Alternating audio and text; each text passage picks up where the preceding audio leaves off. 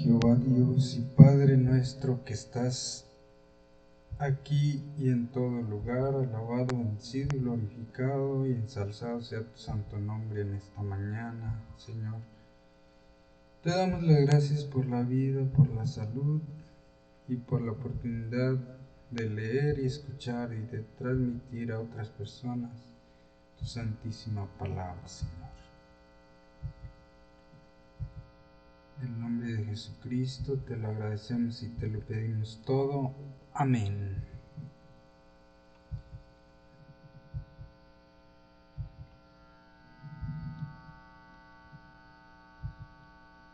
La lección de hoy se llama Motivación y preparación para la misión.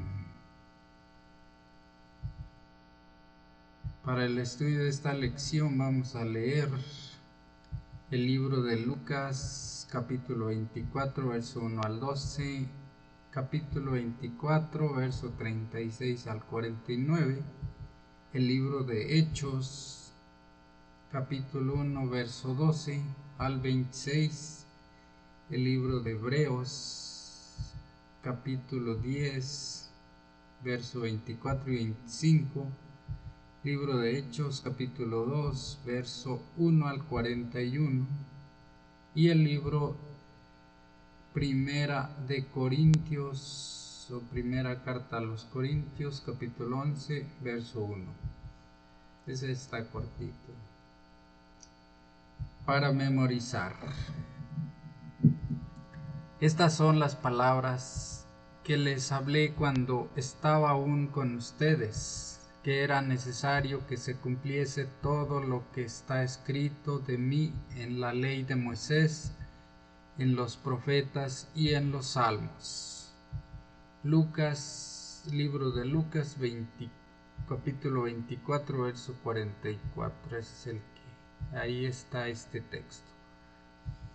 Pablo escribió a los filipenses: es verdad que algunos predican a Cristo por envidia y contienda, pero otros lo hacen de buena voluntad.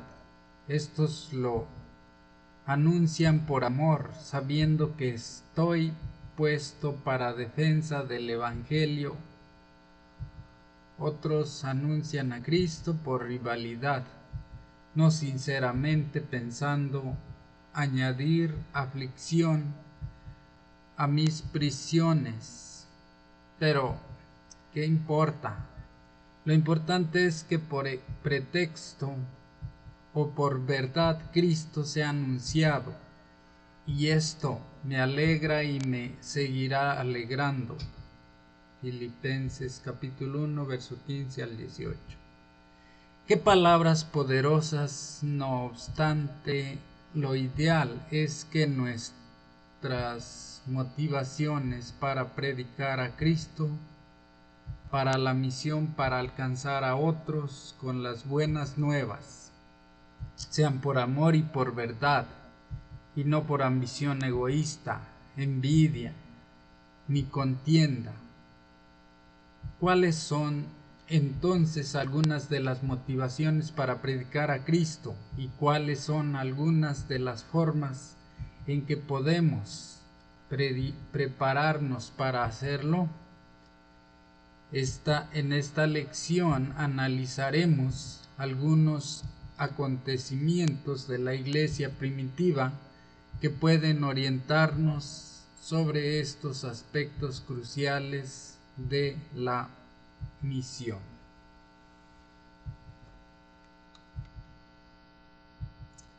Esa fue la parte del sábado. Vamos con la parte del domingo y se titula Compartir la buena noticia. Dice, lee Lucas capítulo 24, 1 al 12. ¿Cuál fue la respuesta de los que oyeron hablar del Cristo resucitado? A ver, vamos a leer. Primeramente vamos a leer el libro de Lucas, capítulo 24, 1 al 12.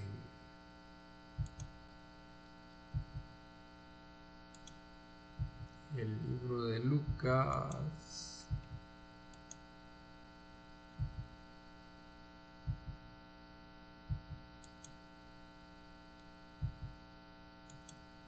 capítulo 24, 1 al 12. Es San Lucas en el Nuevo Testamento, capítulo que era 24, 24, el último de San Lucas, del libro de San Lucas, 1 al 12. Dice la resurrección. El primer día de la semana, muy de mañana, vinieron al sepulcro trayendo las especias aromáticas que habían preparado y algunas otras mujeres con ellas. El primer día de la semana se refiere al día domingo. Y hallaron removida la piedra del sepulcro, y entrando no hallaron el cuerpo del Señor Jesús. Aconteció que estando ellas perplejas por esto, he aquí se pararon junto a ellas dos varones con vestiduras resplandecientes, y como tuvieron temor y bajaron el rostro a tierra, les dijeron: ¿por qué buscáis entre los muertos al que vive? No está aquí, sino que ha resucitado. Acordaos de lo que os habló cuando aún estaba en Galilea, diciendo: es necesario que el Hijo del Hombre sea entregado en manos de hombres pecadores, y que sea crucificado y resucite al tercer día. Entonces ellas se acordaron de sus palabras y volvieron del sepulcro, dieron nuevas de todas estas cosas a los 11 y a todos los demás.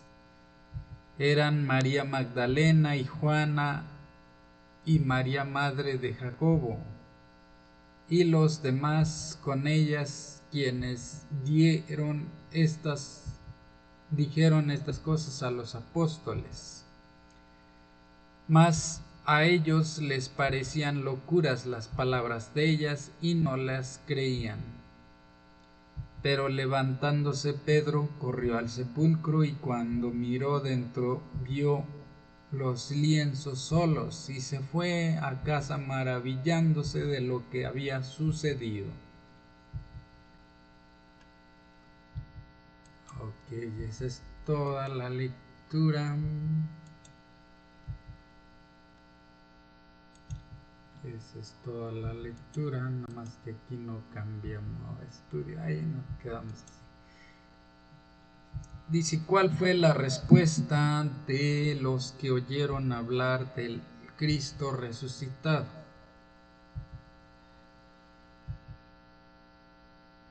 Pues ellos iban a buscar a Jesús muerto en la cueva, pero pues, como lo había dicho antes, resucitó el tercer día y pues ya no estaba su cuerpo. El domingo de mañana temprano, después de la muerte de Jesús, Lucas dice que varias mujeres fueron al sepulcro, llevaban especias, así que se entiende que hayan ido a ocuparse del cuerpo de Jesús una vez que el sábado terminara. Esperaban encontrar una tumba todavía sellada, pero se sorprendieron al ver que estaba vacía, sin saber qué hacer. Se asustaron cuando aparecieron dos hombres vestidos con ropas resplandecientes. Sin embargo, estos hombres tenían un mensaje para ellas. Les recordaron las palabras de Jesús y les dijeron que Jesús había resucitado como lo había predicho. Eufóricas por la noticia, regresaron rápidamente a donde estaban los discípulos y muchos otros seguidores de Jesús, y les contaron lo que habían visto y oído, porque no podían contener la emoción, es decir, estaban compartiendo con los demás lo que habían descubierto de Cristo. ¿Te imaginas cómo se habrán sentido las mujeres? Acababan de tener una experiencia increíble que indudablemente las llenó de asombro, pero los discípulos consideraron que era puro cuento y no quisieron creerles. Así que como no sabían si creerles o no a las mujeres, Pedro corrió al sepulcro para verlo por sí mismo.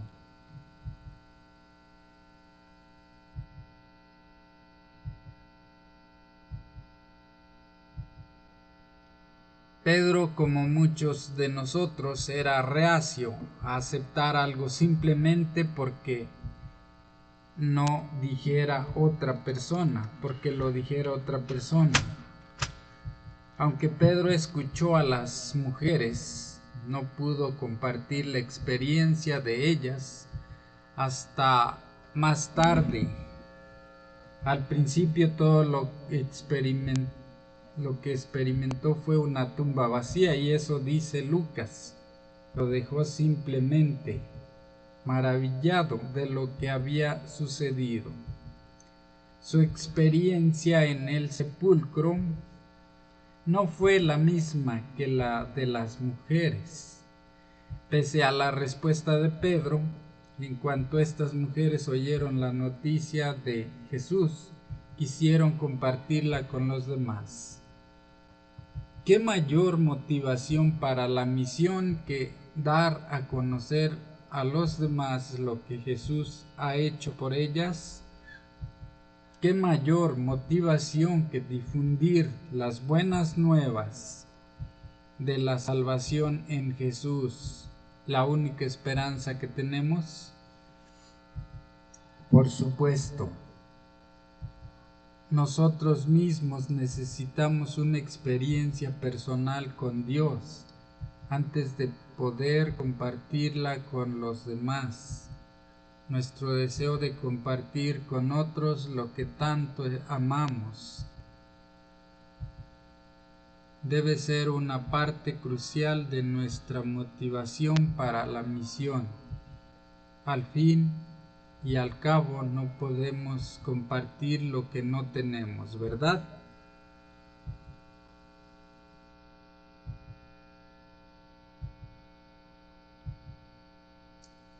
Parte del lunes se titula Un fundamento profético. Ahora vamos a leer el libro de Lucas, capítulo 24, 36 al 49.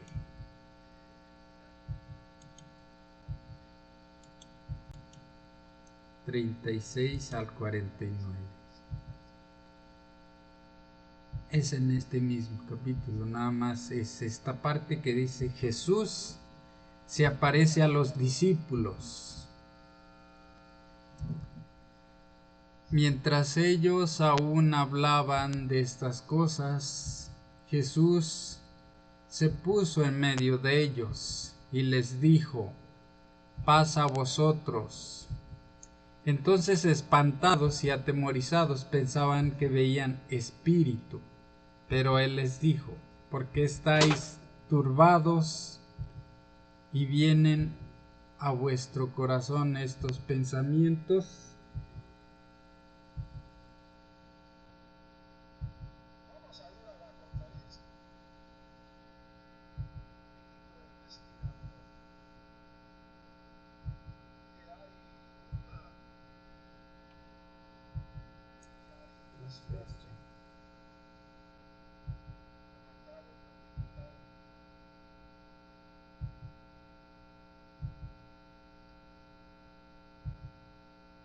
Con razón escucha yo ruido.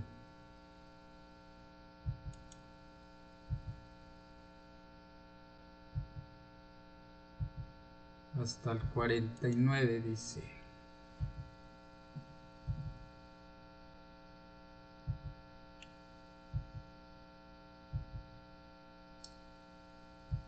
Mientras ellos aún hablaban de estas cosas, Jesús se puso en medio de ellos y les dijo: paz a vosotros. Entonces, espantados y atemorizados, pensaban que veían espíritu, pero él les dijo: ¿por qué estáis turbados si vienen a vuestro corazón estos pensamientos?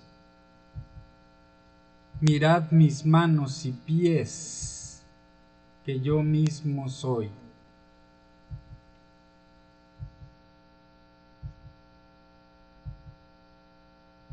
Palpad y ved, porque un espíritu no tiene carne ni huesos, como veis que yo tengo. Y diciendo esto, les mostró las manos y los pies. Y como todavía ellos de gozo no lo creían y estaban maravillados, les dijo: ¿tenéis aquí algo de comer? Entonces le dieron parte de un pez asado y un panal de miel, y él lo tomó y comió delante de ellos.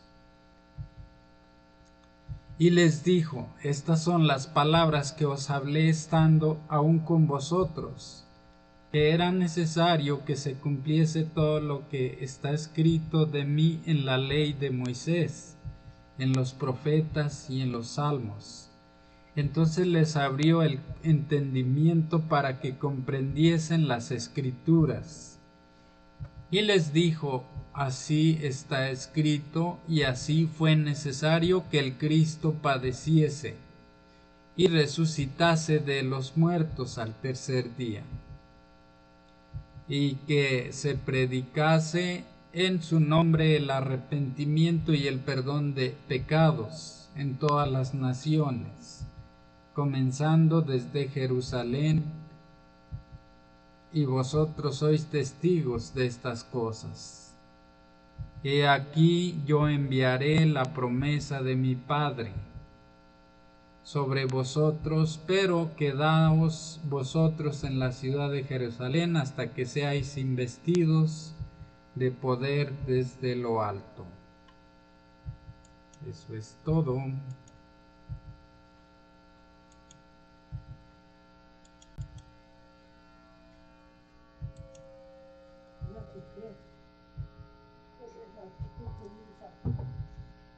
¿Qué ocurrió aquí y por qué fue una experiencia tan crucial para los apóstoles? Pues les dio una demostración, Jesús les dio una demostración total de que él estaba vivo, y dice que comió un pez asado y un panal de miel que le dieron ellos. Comió para demostrar que estaba vivo y que era real.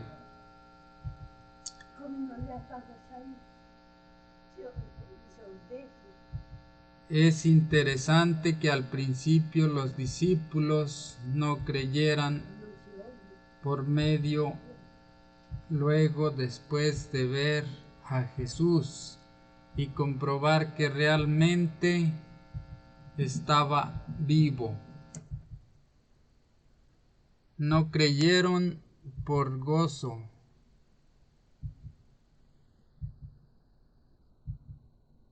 ¿Has sentido alguna vez que algo era demasiado bueno para ser verdad? Esta fue la experiencia de los discípulos y de los demás en el aposento alto. Sin embargo, si Jesús los hubiera dejado únicamente con esta experiencia, al marcharse, la fe de ellos probablemente no habría perdurado. Con el tiempo, la fuerza de la experiencia podría haberse desvanecido. La olvidarían o incluso empezarían a cuestionarla. Por eso Jesús no se limitó a mostrarles sus cicatrices y a comer pescado delante de ellos. En lugar de eso, los llevó a la palabra y les mostró el fundamento profético de su obra y su ministerio. Es decir, por más intensa que fuera la experiencia que tuvieron con él, Jesús todavía quería que su fe se basara en la palabra de Dios.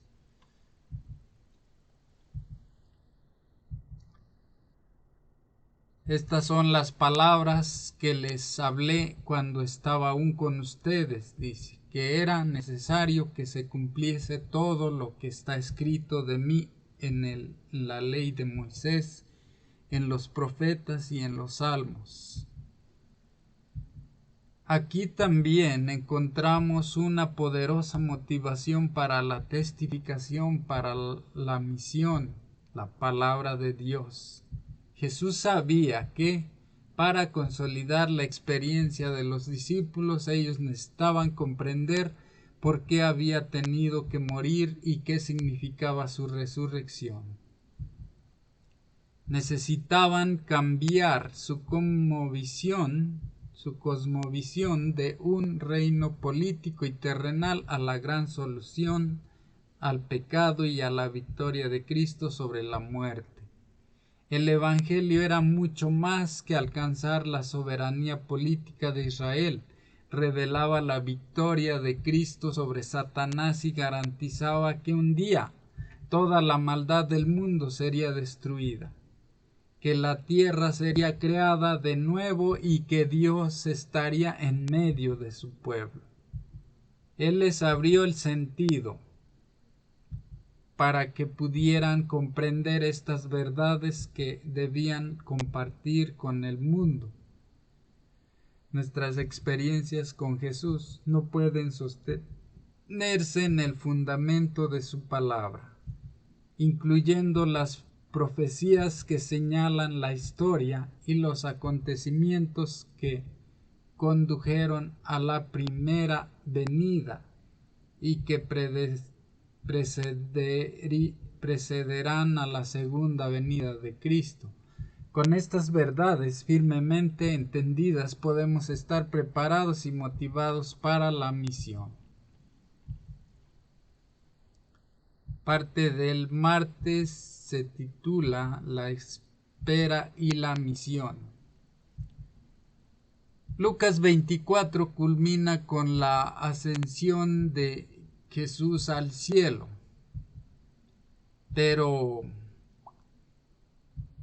la historia no termina allí. El autor Lucas siguió escribiendo en el libro de los Hechos. Justo antes de ascender al cielo, Jesús dio a los discípulos una misión, una promesa e instrucciones inmediatas de esperar en Jerusalén, poder de lo alto. Jesús dio instrucciones a los discípulos para que esperaran en Jerusalén hasta que se cumpliera su palabra de enviar la promesa del Padre, el Espíritu Santo, que les daría poder para ser testigos en Jerusalén, Judea, Samaria y más allá.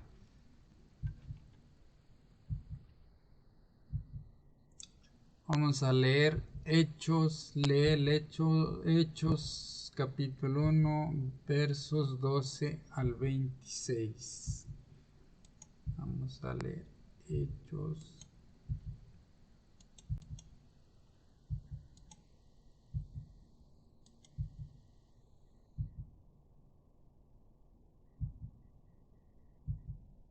El libro de Hechos, capítulo que era el 1, 12 al 26. La promesa del Espíritu Santo.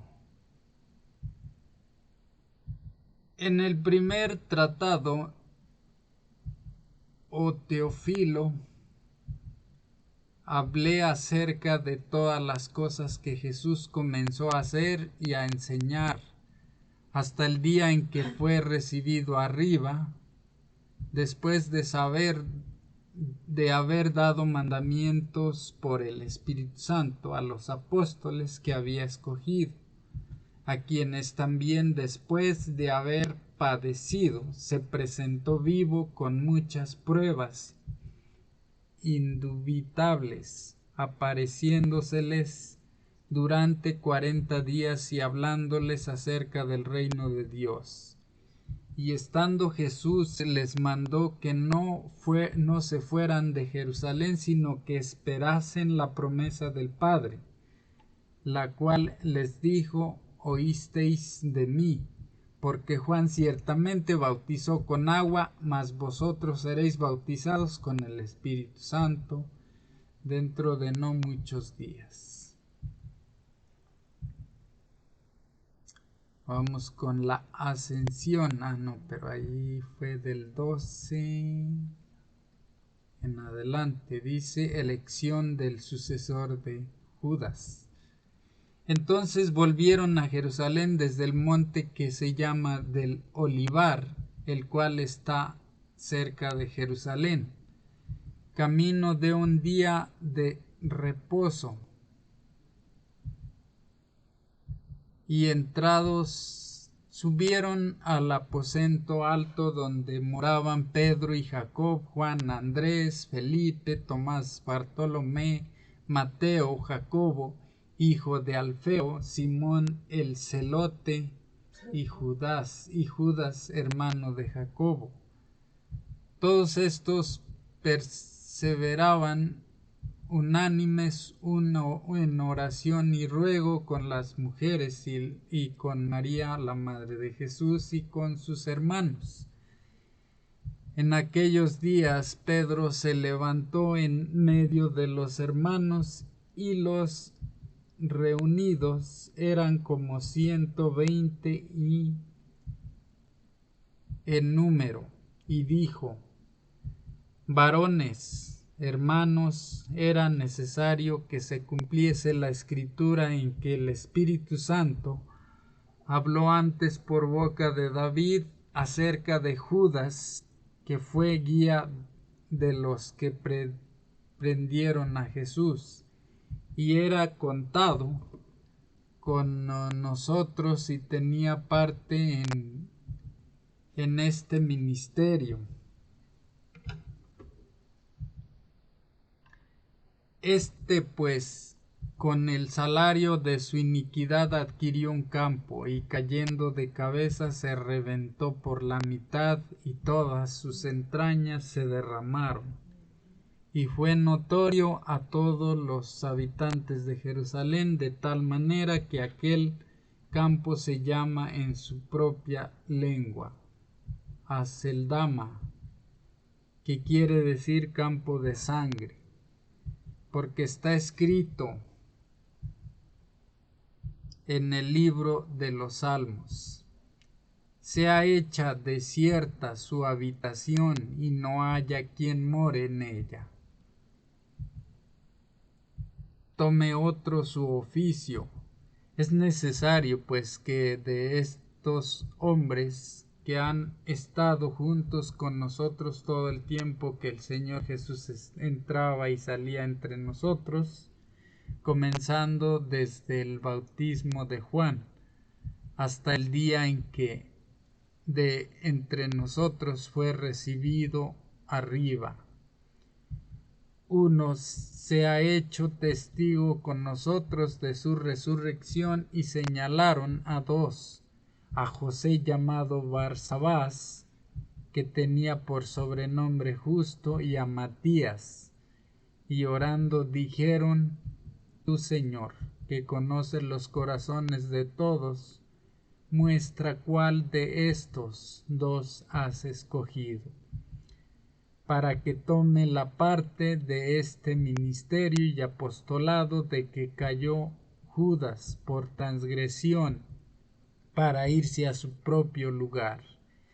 Y les echaron suertes, y la suerte cayó sobre Matías, y fue contado con los 11 apóstoles.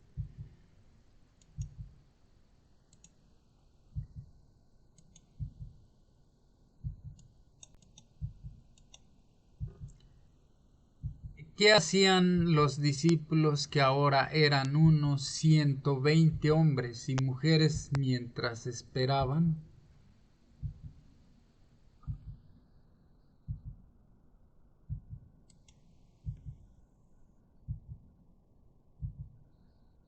Pues dice que estaban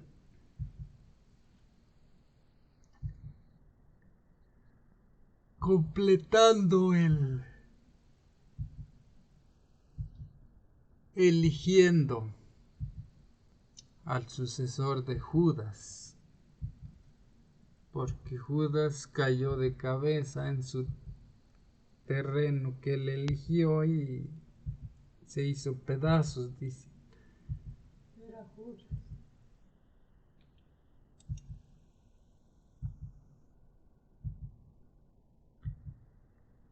Dice aquí, Jesús había dado una misión clara a los discípulos. Debían ser testigos suyos ante el mundo. Así que mientras esperaban, se prepararon para su misión de dos maneras.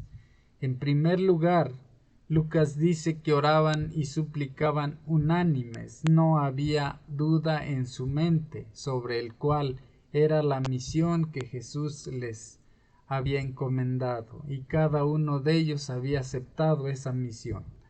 Esto los inspiró a unirse en oración.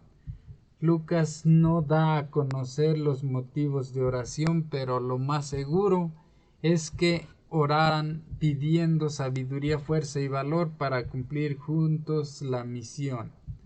¿Qué ejemplo para nosotros?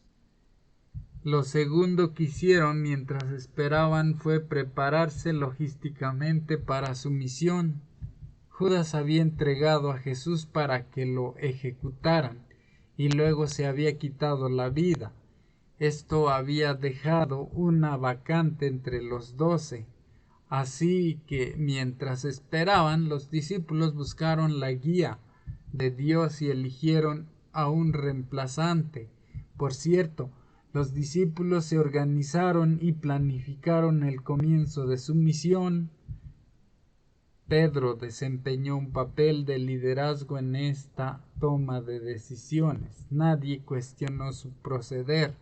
Todos vieron en esta iniciativa a la sabiduría de Dios. Todos comprendían que confiaban en que Dios estaba actuando, obrando y moviéndose en medio de ellos. El tiempo de espera no fue ocioso, sino que estuvo lleno de propósito y de actividades impulsadas por la misión. Mientras esperamos el derramamiento del Espíritu Santo para que nos ayude a completar la gran misión de Dios, debemos unirnos para animarnos mutuamente. Hebreos 10, capítulo 10, verso 24 y 25. Y orar por el Espíritu Santo de Dios. Además, debemos alinearnos personalmente y como iglesia con la prioridad de Dios, la salvación de los perdidos. Parte del miércoles se titula Ustedes lo crucificaron. Hechos 2 registra el derramamiento del Espíritu Santo en Pentecostés mientras los seguidores de Jesús oraban. Sobre la cabeza de ellos se posaron lenguas de fuego. Ellos reconocieron que habían recibido el poder prometido del Espíritu Santo. Lee Hechos capítulo 2 verso 1 al 41. Vamos de nuevo a leer. Hechos capítulo 2, 1 al 41 dice: La venida del Espíritu Santo. Cuando llegó el día de Pentecostés estaban todos unánimes juntos. Y de repente vino del cielo un estruendo como de un viento recio que soplaba, el cual llenó toda la casa donde estaban sentados. Y se les aparecieron lenguas repartidas como de fuego, asentándose sobre cada uno de ellos, y fueron todos llenos del Espíritu Santo. Y comenzaron a hablar en otras lenguas, según el Espíritu les daba que hablasen. Moraban entonces en Jerusalén judíos varones, piadosos de todas las naciones bajo el cielo. Y hecho este estruendo, se juntó la multitud y estaban confusos, porque cada uno les oía hablar en su propia lengua. Y estaban atónitos y maravillados, diciendo: mirad, ¿no son galileos todos estos que hablan? ¿Cómo pues les oímos nosotros hablar cada uno en nuestra lengua en la que hemos nacido? Partos, medos, elamitas, y los que habitamos en Mesopotamia, en Judea, en Capadocia, en el Ponto y en Asia, en Frigia y Panfilia, en Egipto y en las regiones de África, más allá de Cirene, y romanos aquí residentes, tanto judíos como prosélitos, cretenses y árabes. Les oímos hablar en nuestras lenguas las maravillas de Dios. Y estaban todos atónitos y perplejos, diciéndose unos a otros: ¿qué quiere decir esto? Mas otros, burlándose, decían: están llenos de mosto. Primer discurso de Pedro. Entonces Pedro, poniéndose en pie con los 11, alzó la voz y les habló diciendo: varones judíos y todos los que habitáis en Jerusalén, esto os sea notorio y oíd mis palabras, porque estos no están ebrios como vosotros suponéis, puesto que es la hora tercera del día. Mas esto es lo dicho por el profeta Joel. Y en los postreros días, dice Dios, derramaré de mi espíritu sobre toda carne, y vuestros hijos y vuestras hijas profetizarán, vuestros jóvenes verán visiones, y vuestros ancianos soñarán sueños. Y de cierto sobre mis siervos y sobre mis siervas en aquellos días derramaré en mi espíritu y profetizarán. Derramaré de mi espíritu y profetizarán. Y daré prodigios arriba en el cielo y señales abajo en la tierra, sangre y fuego y vapor de humo. El sol se convertirá en tinieblas y la luna en sangre, antes que venga el día del Señor grande y manifiesto. Y todo aquel que invocar el nombre del Señor será salvo.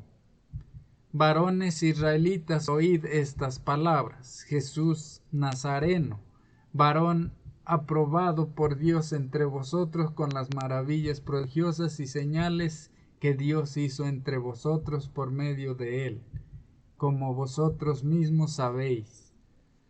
A este entregado por el determinado consejo y anticipado conocimiento de Dios, y prendisteis y matasteis por manos de inicuos, crucificándole, al cual Dios levantó, sueltos los dolores de la muerte, por cuanto era imposible que fuese retenido por ella, porque David dice de él: venía al Señor siempre delante de mí, porque está a mi diestra, no será conmovido. Por lo cual mi corazón se alegró y se gozó mi lengua, y aun mi carne descansará en esperanza, porque no dejarás mi alma en el Hades, ni permitirás que tu santo vea corrupción. Me hiciste conocer los caminos de la vida, me llenarás de gozo con tu presencia. Varones hermanos, se os puede decir libremente del patriarca David, que murió y fue sepultado, y su sepulcro está con nosotros hasta el día de hoy. Pero siendo profeta y sabiendo que con juramento Dios le había jurado que de su descendencia en cuanto a la carne levantaría al Cristo para que se sentase en su trono. Viéndolo antes habló de la resurrección de Cristo, que su alma no fue dejada en el Hades, ni su carne vio corrupción. A este Jesús resucitó Dios, de lo cual todos nosotros somos testigos. Así que exaltado por la diestra de Dios, y habiendo recibido del Padre la promesa del Espíritu Santo, ha derramado esto que vosotros veis y oís. Porque David no subió a los cielos, pero él mismo dice: dijo el Señor a mi Señor, siéntate a mi diestra, hasta que ponga tus enemigos por estrado de tus pies. Sepa pues ciertísimamente toda la casa de Israel, que a este Jesús a quien vosotros crucificáis, Dios le ha hecho Señor y Cristo.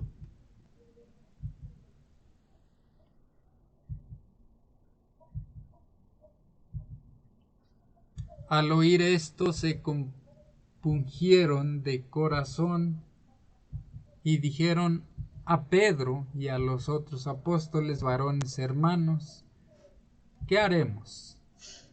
Pedro les dijo: arrepentíos y bautícese cada uno de vosotros en el nombre de Jesucristo para perdón de los pecados, y recibiréis el don del Espíritu Santo, porque para vosotros es la promesa, y para vuestros hijos, y para todos los que están lejos, para cuantos el Señor nuestro Dios llamare.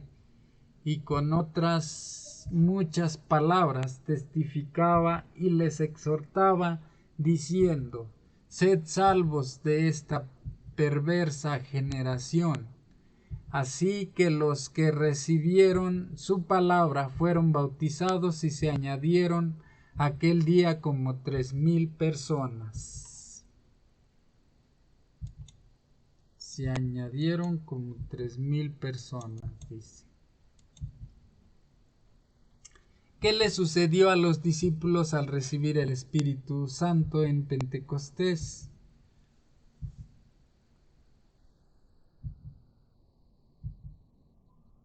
Pues dice que se empezaron a hablar en distintas lenguas y fueron poseídos totalmente por el Espíritu de Dios. En resumen, dice: los discípulos comenzaron a hablar en otras lenguas, según el Espíritu les concedía que hablasen.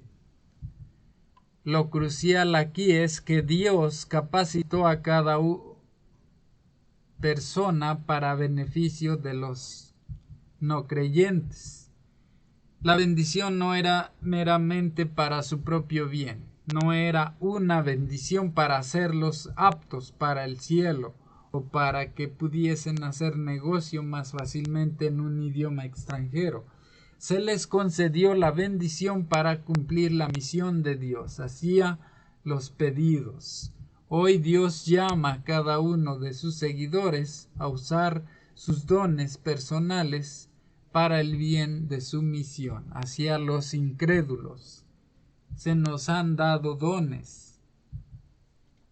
¿Qué mayor llamado a la misión que usar lo que se nos ha dado para alcanzar a otros?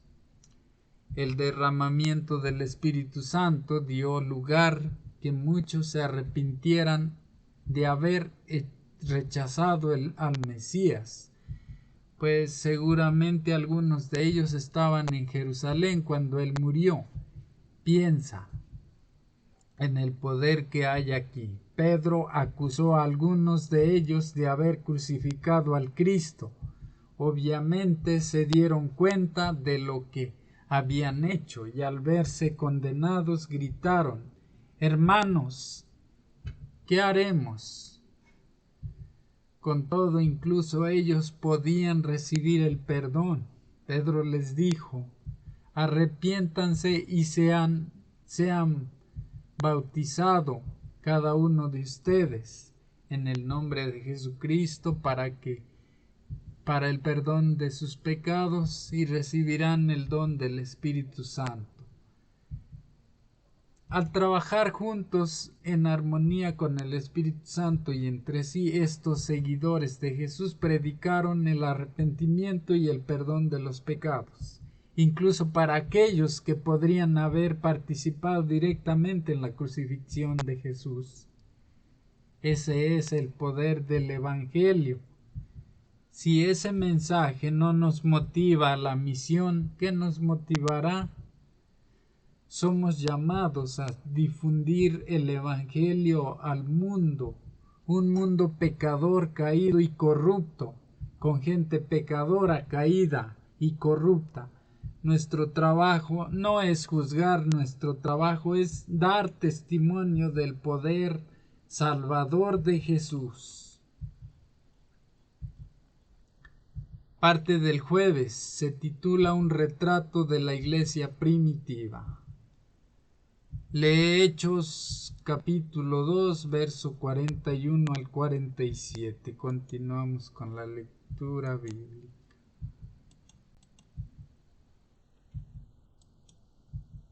Dice capítulo 2, verso 41 al 47. Así que los que recibieron su palabra fueron bautizados y se añadieron aquel día como 3,000 personas y perseveraban en la doctrina de los apóstoles, en la comunión unos con otros, en el partimiento del pan y en las oraciones. La vida de los primeros cristianos.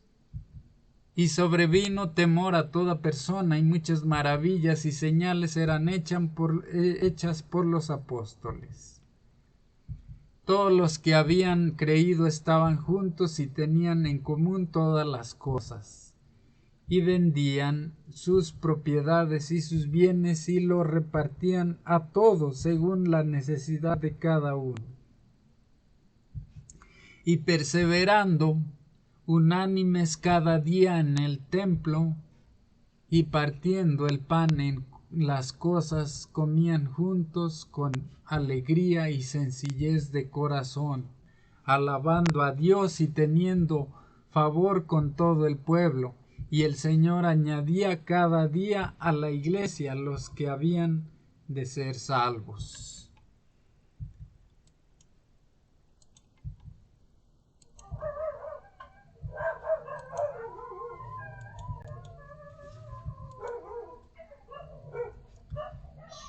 ¿Qué tipo de retrato de la iglesia primitiva se presenta aquí?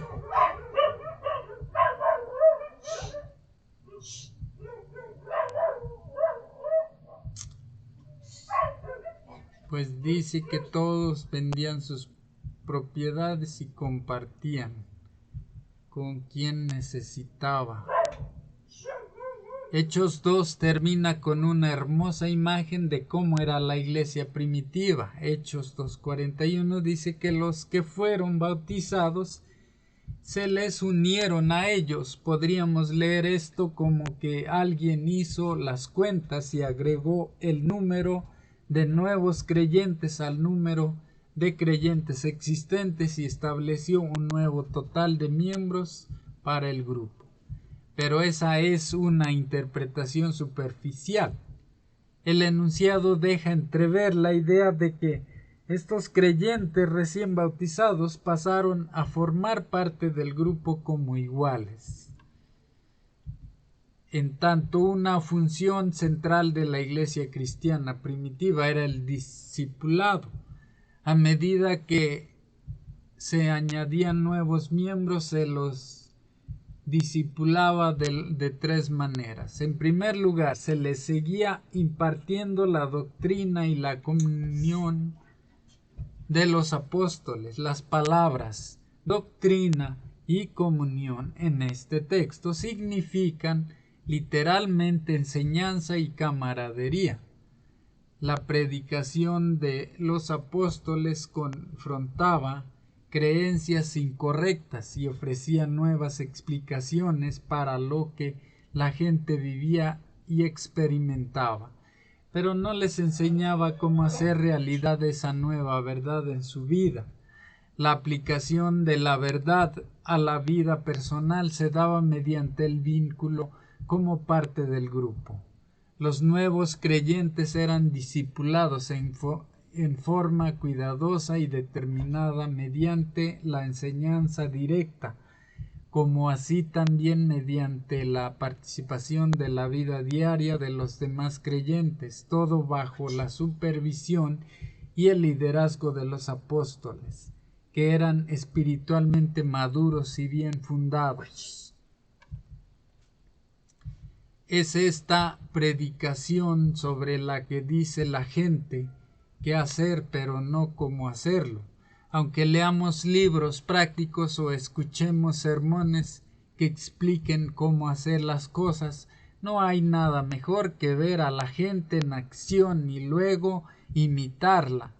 Pablo lo sabía y ordenó a sus seguidores que lo imitaran a él, así como había imitado a Jesús.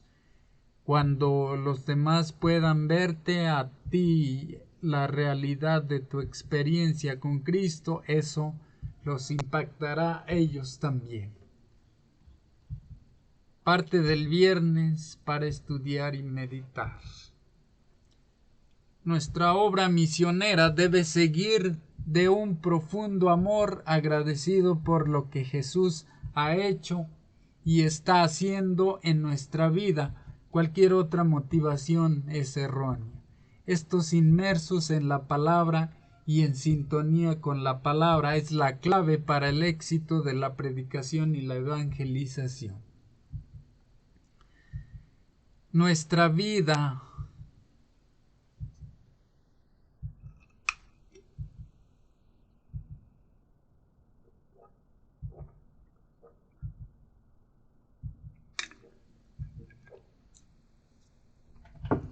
Nuestra vida debe estar ligada a la vida de Cristo. Debemos extraer conscientemente de Él. Debemos extraer constantemente de Él, participar de Él. El pan vivo que descendió del cielo, bebiendo de una fuente siempre fresca, siempre ofreciendo sus abundantes tesoros. Si mantenemos al Señor constantemente delante de nosotros y permitimos que nuestros corazones expresen el agradecimiento y la alabanza a Él debidos, tendremos una frescura perdurable en nuestra vida religiosa. Nuestras oraciones tomarán la forma de una conversación con Dios, como si habláramos con un amigo. Él nos dirá sus misterios personalmente. A menudo nos vendrá un dulce y gozoso sentido de la presencia de Jesús. A menudo nuestro corazón arderá dentro de nosotros mientras Él se acerque para ponerse en comunión con nosotros, como lo hizo con Enoc. Cuando esto es en verdad la experiencia del cristiano, se ven en su vida una sencillez, una humildad, una mansedumbre y una bondad de corazón que muestran a todos aquellos con quienes se relaciona que ha estado con Jesús y aprendido de Él. No puede haber crecimiento o fructificación en la vida que se centra en el yo, Si has aceptado a Cristo como un Salvador personal, debes olvidarte de ti mismo y tratar de ayudar a otros. Habla del amor de Cristo. Cuenta a los demás acerca de su muerte abnegada en su favor. A medida que recibas el Espíritu de Cristo, el Espíritu de amor desinteresado y trabajo por otros, crecerás y darás frutos. Tu fe se incrementará. Tus convicciones se profundizarán. Tu amor se perfeccionará.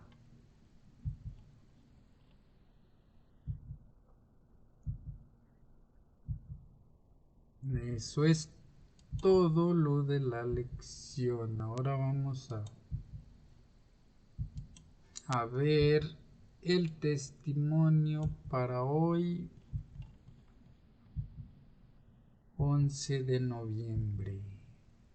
2 de diciembre me pasé mucho.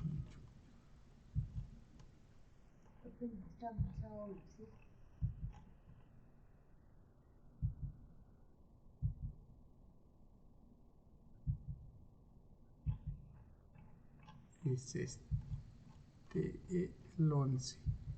Transformado, dice, es el testimonio de Teófan. El padre de Teófan se enojó con él por unirse a la iglesia adventista como líder de otra confesión cristiana que era.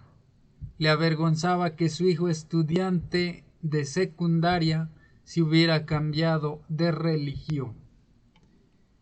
Tienes una semana para rectificar, le advirtió. Si no vas a venir a la iglesia los domingos, es mejor que te vayas de la casa. Teófan se puso muy triste. Él amaba a su padre, pero también había experimentado todo el poder de Jesús después de que su tío lo invitara a ir a una iglesia adventista. Anteriormente había sufrido ataques demoníacos que solo cesaron cuando los adventistas oraron por él. Después, leyendo la Biblia, había aprendido que los cristianos deben adorar a Dios en el séptimo día, sábado, y no el domingo, que es el primer día de la semana. No quería volver a su antigua vida. Si no podía quedarse en la casa de su padre, se iría. Y eso hizo. Se fue a la casa de un amigo que vivía en el mismo vecindario. El abuelo decidió intervenir como la persona de más edad de la familia. Era muy respetado por todos. De hecho, Teófan se llamaba así por su abuelo. Lo que pasa es que está confundido, le dijo. Te voy a llevar a hablar con un sacerdote para que te ayude a entender la verdad.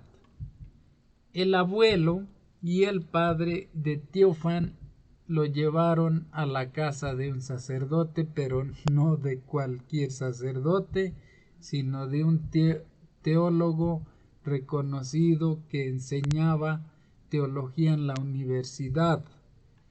¿Por qué dejaste la iglesia?, le preguntó el teólogo. Me gustaría que leyéramos los 10 mandamientos, le dijo Teófan, abriendo su Biblia en Éxodo 20. Y leyó el primer mandamiento, que dice: no tendrás dioses ajenos delante de mí. Éxodo 23. Después leyó el segundo mandamiento, que prohíbe adorar imágenes talladas. Volviéndose al sacerdote, le pidió que le explicara los 2 primeros mandamientos. El sacerdote defendió la adoración en la iglesia de imágenes talladas, diciendo que en el desierto los israelitas habían sido salvados por mirar a una serpiente de bronce que Moisés había levantado, y que los cristianos hoy pueden salvarse mirando imágenes. Teofán entonces pasó al cuarto mandamiento, que dice: acuérdate del día de reposo, sábado, para santificarlo. Éxodo 28. El sacerdote argumentó que la ley había sido cambiada, y Teofán respondió con las palabras de Jesús: no penséis que he venido a abolir la ley o a los profetas. No he venido a abolir, sino a cumplir. Entonces el sacerdote lo acusó de no obedecer el quinto mandamiento.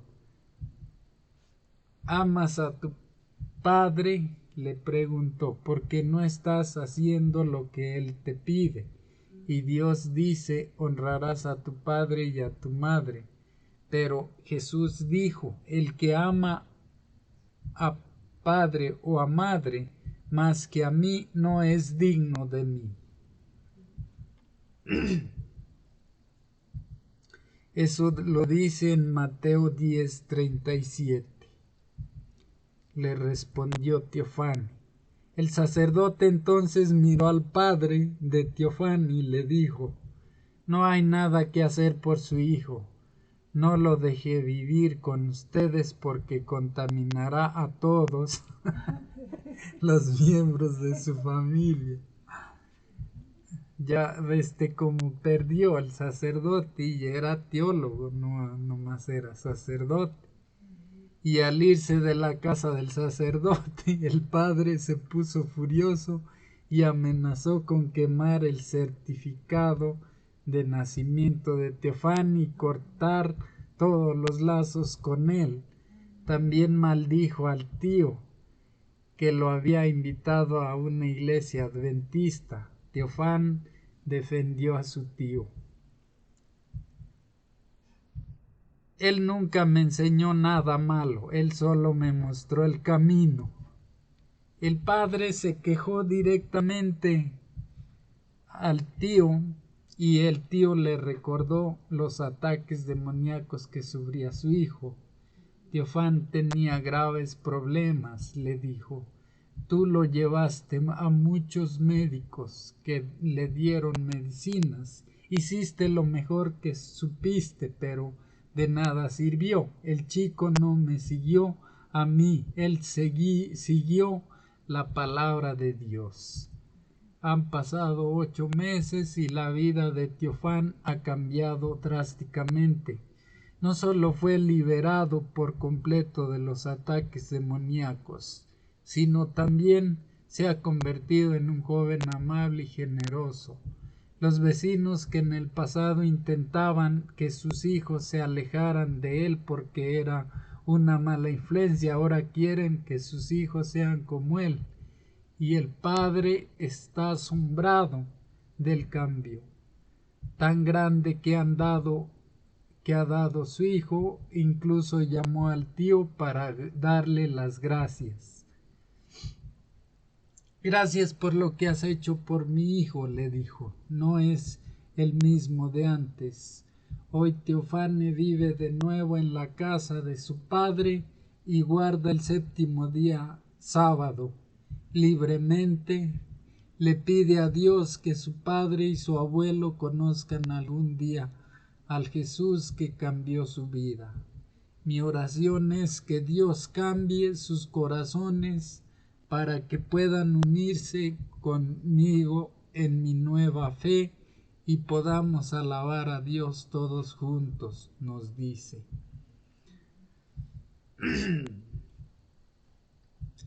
Un muchacho de que será de 12, de 13 años, y no se dejó